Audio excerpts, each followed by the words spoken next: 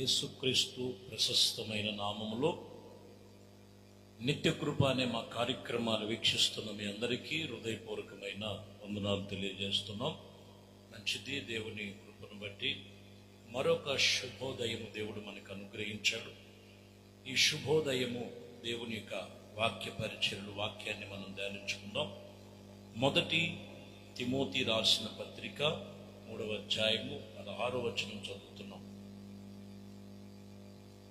ఆయన సస్యరుడుగా ప్రత్యక్షమాయను. ఈ వాక్యములో నిరక్షేపముగా దైవభక్తిని గూర్చినటువంటి మర్మము గొప్పదనిది. ఆయన సస్యరుడుగా ప్రత్యక్షమాయను. ఆత్మ విషయములో నీతిపరుడును, తీర్పు నొంది దేవదూతలకు కనబడును, రక్షకుడని జనులలో ప్రకటన చేయుటకు లోకమందు నమ్మదగినటువంటి ఆరోహణమైన తేజోమయుడైనట్లుగా రాయబడి ఉన్నది. ఈ వాక్యములో ఈ పూట మనం తెలుసుకోవలసిన మాట ఏంటంటే, ఆయన సస్యరుడుగా ప్రత్యక్షమాయను. సస్యరుడుగా ప్రత్యక్షమాయను.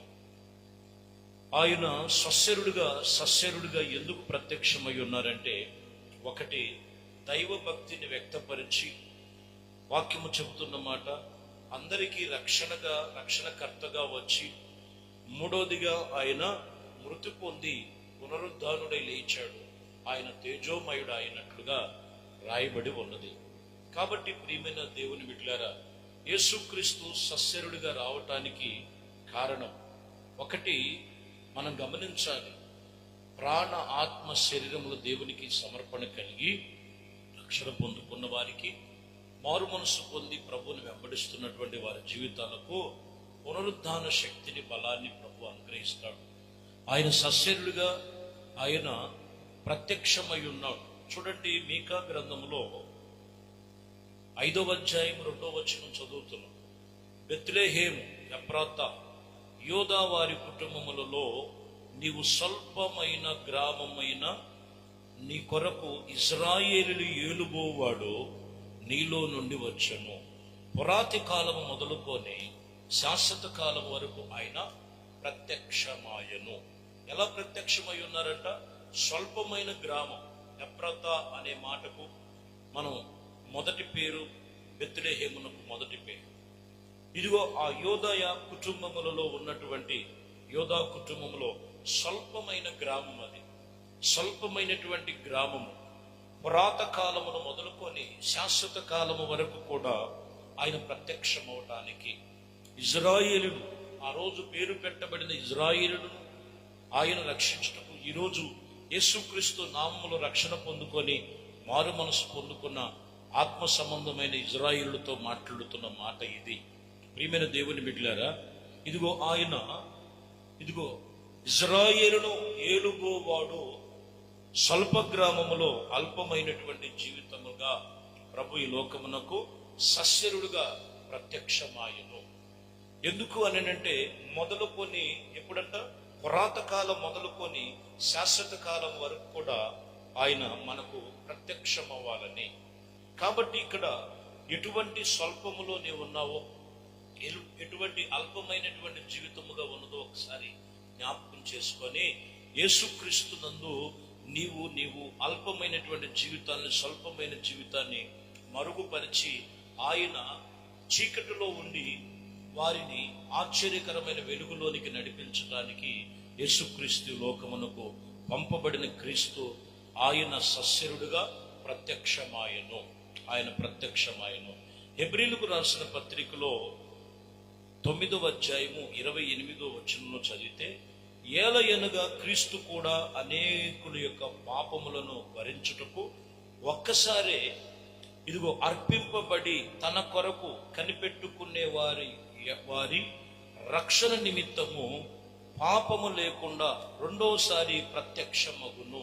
చాలా చాలా ఇంపార్టెంట్ మాటలు ఇక్కడ మనం చూడాలి. యేసుక్రీస్తు అనేకమైనటువంటి పాపములను భరించి అనేక మంది పాపములు ఆయన 2000 సంవత్సరాల క్రితమే మీరు గమనించాలి, యేసుక్రీస్తు శిలువను ఆయన భుజముల మీద వేసుకొని, ఇదిగో ఆయన భుజముల మీద రాజ్యభారములు ఉండునని వాక్యం చెప్తున్న మాట. అయితే అటువంటి పాపములో నుంచి విడిపించి రెండోసారి ప్రత్యక్షమవబోతున్నాడు ఆయన. రెండోసారి ప్రత్యక్షమవబోతున్నటువంటి ప్రతి ఒక్కరు కూడా గమనించాలి, ఆయన రెండో మారు ఎలా ఉన్నారంటే యోధా గోత్రపు సింహం వలె వస్తున్నారు. లోకమంతా మహాశ్రమల కాలం. ఇదిగో వాక్యం చెప్తున్నటువంటి మాటల్లో మీరు గమనించి, ఇక్కడ మీరు యేసుక్రీస్తు సస్యరుడిగా ఎందుకు ప్రత్యక్షమై ఉన్నారు అనేది మనం చూస్తే, ఆయన ఒక్కసారి అప్పగించుకొని అర్పించుకొని వారందరినీ కూడా రక్షణ నిమిత్తము పాపములన్నీ కూడా ఆయన భుజముల మీద వేసుకున్నారు. క్రీస్తు రాకడ సమీపంగా ఉంది. ఆలస్యము చేయక, ఇంకా కాలము బహుకొంచెముగా ఉన్నది, వచ్చువాడు ఆలస్యము చేయక వచ్చుచున్నాడు. నీతిమంతుడైన వాడు విశ్వాసం మూలముగా జీవించాలి. వెనకకు తీసినట్లయితే వాని యందు నా ఆత్మ ఉండదని చెప్తున్నాను. కాబట్టి ప్రియమైన దేవుని బిడ్డలారా, ఇక్కడ చెప్తున్న మాట, క్రీస్తు రాకడ కొరకు మనము సిద్ధపడవలసినటువంటి వారము. రక్షణలో, దేవుని ఆత్మలో పరిపూర్ణమైన జీవితం జీవించుటకు యేసుక్రీస్తు ఇక్కడ మనకు సస్యరుడుగా, ఇదిగో ఆయన ప్రత్యక్షమైనట్లుగా ఇక్కడ రాయబడిన మాట. రెండో రాకడలో ప్రత్యక్షమవుతానని వాక్యం చెప్తున్న మాట. మొదటి యోహాను పత్రిక 3వ అధ్యాయము 5వ వచనములో చదువుతున్నాం. పాపమును తీసివేయుటకు ఆయన ప్రత్యక్షమాయను, మీకు తెలియను, ఆయన యందు పాపమేమీ లేదు. మీరు గమనించాలి. ఇక్కడ 4వ విషయంలో ఎందుకు ఆయన ప్రత్యక్షమై ఉన్నాడంటే పాపములు తీసివేయటానికి.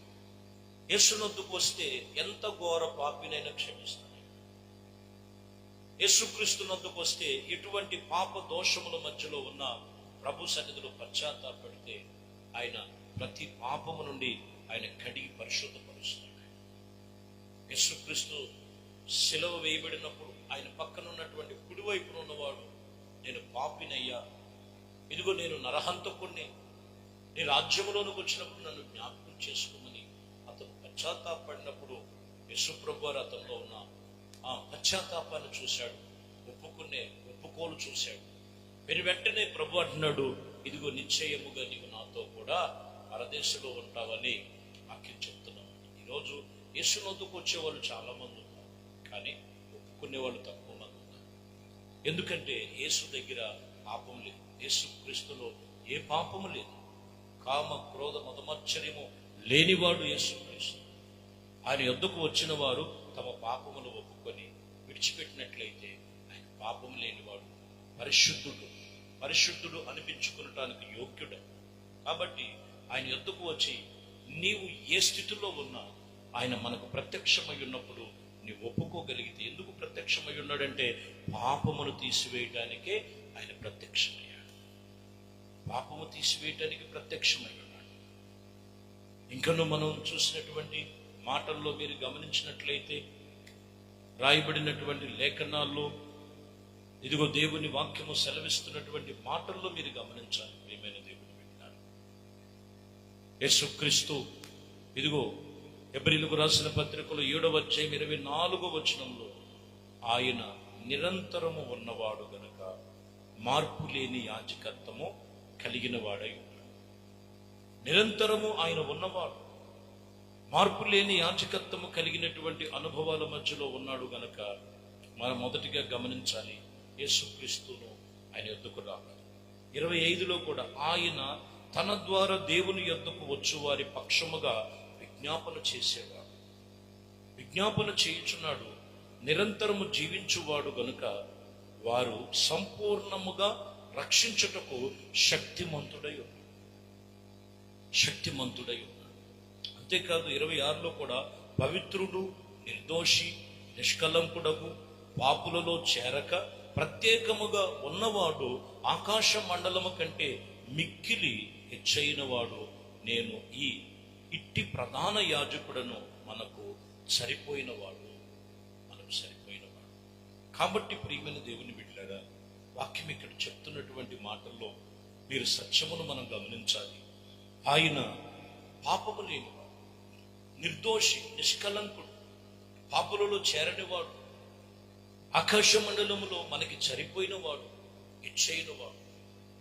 ఈరోజు సస్యరుడిగా వచ్చినటువంటి ఆ సర్వశక్తి కలిగిన ఆ సర్వేశ్వరుడైన యేసు క్రీస్తుని మనం ఈరోజు వాక్యం చెప్తున్నటువంటి మాటల్లో, ఇదిగో దేవుని సన్నిధిలో మనము ఏమైతే ఇంకా ఒప్పుకోక, ఏమైతే ఇంకా బలహీనతలు విడిచిపెట్టక, ఏమైతే ఇంకా ప్రభు సన్నిధిలో వారు దేవుని సన్నిధి వైపు, దేవుని వైపు వారి యొక్క ఆలోచన విధానాలు మారక ఉన్నాయేమో వాక్యం చెప్తున్నటువంటి మాట, ఎంత ఘోర పాపినైనా క్షమించగలిగిన వారు, ఎంత ఘోర పాపినైనా. ఎందుకంటే తిమోతి రాసిన పత్రికలు అంటారు, 15 మొదటి తిమోతి, పాపులను రక్షించుటకు క్రీస్తు లోకమునకు వచ్చునని వాక్యము నమ్మదగినది. పూర్ణ అంగీకారం ఎవరిలో ఉంటుందో, పాపులను రక్షించుటకు యేసుక్రీస్తు లోకానికి వచ్చాడు, వాక్యము నమ్మదగినది. ఆ వాక్యము విని ఎవరిలో పూర్ణ అంగీకారం ఉంటుందో ఆ వాక్యము నిన్ను, నీ కుటుంబాన్ని రక్షించు.